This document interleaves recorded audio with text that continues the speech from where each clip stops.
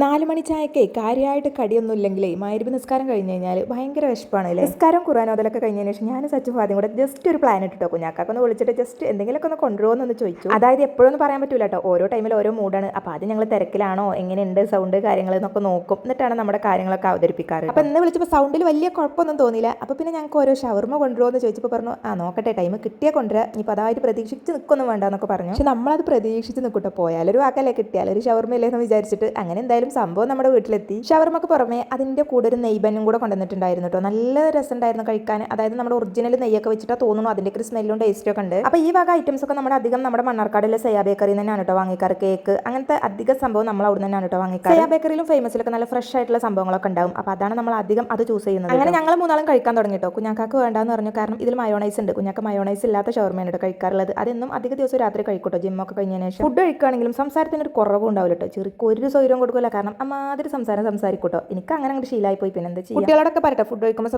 സംസാരിക്കാൻ പറ്റൂല എന്നൊക്കെ പറഞ്ഞിട്ട് ഞാൻ നേരെ തിരിച്ചും പറയട്ടോ. അതിപ്പോൾ അങ്ങനെ ശീലമായി പോയി. അങ്ങനെ കുഞ്ഞാക്കാൻ്റെ ബന്നൊക്കെ കഴിക്കലൊക്കെ കഴിഞ്ഞ് കുഞ്ഞാക്ക പോയിട്ടോ. പിന്നെ ഞങ്ങളുടെ മൂന്നാളി ഊഴാണ് കേട്ടോ. പിന്നെ ഞങ്ങൾ മൂന്നാളും അങ്ങോട്ട് ഇരുന്ന് സംസാരിക്കാൻ തുടങ്ങിയാൽ പിന്നെ നിർത്തൂല കേട്ടോ. എനിക്കാണെങ്കിൽ ഇവർ സ്കൂളിട്ട് വന്നാലും ഇതുപോലെ രാത്രിയൊക്കെ ആകുമ്പോഴും അതുപോലെ കിടക്കാൻ നേരത്തൊക്കെ ഇവരെ സ്കൂളത്തെ കഥയും കാര്യങ്ങളൊക്കെ പറയുമ്പോൾ എനിക്ക് ഭയങ്കര ഇഷ്ടമാണ് കേട്ടോ അത് കേട്ടിരിക്കാൻ. അപ്പോൾ ഞാൻ അങ്ങനെ കേട്ടിരിക്കും, കുറേ അങ്ങോട്ട് മറുപടി പറയും. അവർക്ക് രണ്ടാക്കും സന്തോഷമുള്ള ടൈമാണല്ലേ. അപ്പോൾ പിന്നെ കുറച്ച് കൂടുതൽ ഉണ്ടാക്കിയിട്ടൊക്കെ പറയട്ടോ, കുറേ ഇല്ലതും ഇല്ലാത്തതൊക്കെ പറയും. എന്തായാലും ഞാനത് കേട്ടിരിക്കും. ഞാൻ അറിയാത്ത മാരോ താല്പര്യമില്ലാത്ത പോലെ ഒന്നും ഞാൻ കാണിക്കൂലട്ടോ. എന്നാലേ അവരുടെ ഉള്ളിലുള്ള കാര്യങ്ങളൊക്കെ അങ്ങോട്ട് പുറത്ത് വരുള്ളൂ എന്ന് വിചാരിച്ചിട്ട് അങ്ങനെ വയറ് ഫില്ലായപ്പോൾ കുറച്ച് സമാധാനം കിട്ടിട്ടോ. ഇനിയിപ്പോൾ അടുത്ത ടാസ്ക് എന്ന് പറയുന്നത് പഠിക്കാൻ എഴുതാനൊക്കെ ഉണ്ട്. അതാണ് കേട്ടോ. അപ്പോൾ ഇന്നത്തെ ഒരു വൈകുന്നേരം എങ്ങനെയൊക്കെയാണ്. ലൈക്ക് സബ്സ്ക്രൈബ് മറക്കല്ലേ.